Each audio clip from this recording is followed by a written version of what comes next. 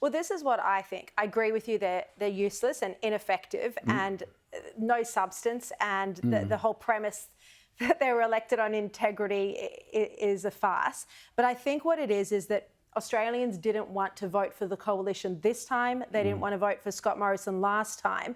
I mean, Labor's primary barely grew by 1.5%. In this election, you know, they've got a landslide result, but their primary is still at a pretty low level historically, 34%. So it's that Australians didn't want to vote for the Liberals, so then they turned to the other parties, which are the Teals. Well, let me ask you a question in relation to the leader of the Liberal Party, because I think, and I don't mean to be disrespectful, I think... So this is what it's going to be like. You're here as a permanent regular, now you're asking the questions.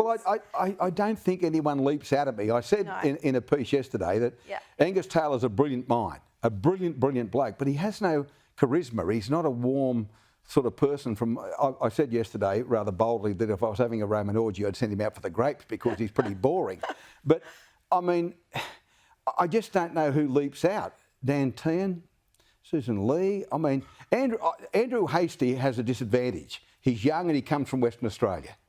But I'd be looking at him. I think they've got to really reinvent themselves. I think he doesn't have the experience yet. No. Angus Taylor is partly to blame for failing to prosecute the cost of living case, also for some of the flawed policy decisions. Him and Jane Hume were partly behind the working from home policy that backfired. So, you know, but I think he's probably the best lower house option. Yeah. I mean, some of the best talent for the Liberals are in the Senate. I mean, James Patterson, very smart guy. Yeah. He's in the Senate. Dave Sharma, really smart guy, in the Senate. And of course, traditionally, you don't have leaders come from the Senate. No, well, but I think whoever takes the leadership will be marking time, because to turn what happened on Saturday round, 3 years is a long time and things happen, and maybe Albanese won't be there for the next election. Maybe he'll retire and someone will be having the baton passed to them. But I think whoever's there will be marking time. I think. I don't think... What about Jacinta Price? Well, she's an obvious...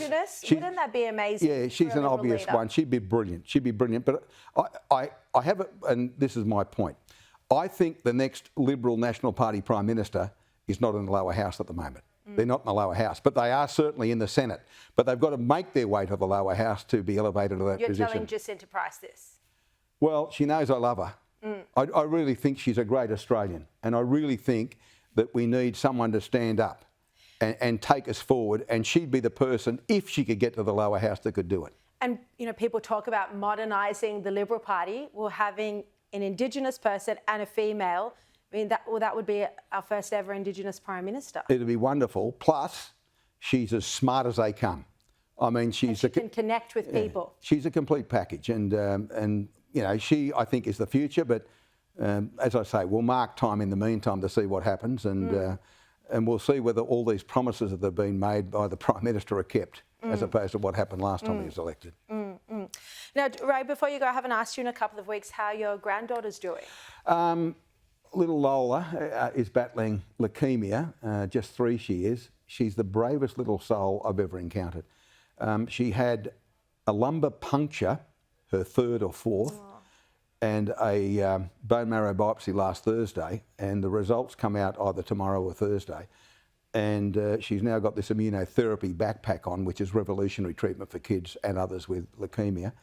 And hopefully when they do the 1 in 100,000 cell test tomorrow or Thursday, the leukemia will have disappeared. It doesn't mean it's gone forever. It just means that the treatment for the first 28 days and 56 days has worked. But look, I'm going to do that gold dinner again this year for the Sydney Children's Hospital Foundation, and it's going to be a bit different doing it this year. I do the auction and the pledges and things like that. Very, very personal for you this it's really personal this time. It's really personal. 86 children every month are diagnosed across this country with some form of cancer or leukemia. Every month, 86. And I've had the situation of going to John Hunter, where my little baby girl is, and watching other parents come in a state of shock with a diagnosis. There's a little girl in an adjoining room, 6, and watching her grandparents and her mum and dad battle with it. And Lola's just one of many little children battling at the moment, and it's a battle we hope we can win. And look, the medical research, the things we're doing here in Australia are world class, and that's on our side. But And to all the people out there whose children and grandchildren like mine are battling, God bless you all, and we hope everything goes well for you as it will, hopefully for us. Ray, when you get those results, please let me know. Text I'll be me and texting you tell straight everyone. away. I'll text you. Text straight away. Home. All right. All our love to Lola. Thanks, darling. We'll see you next week. See you next week, Sharri. Thank you. Thanks, Ray.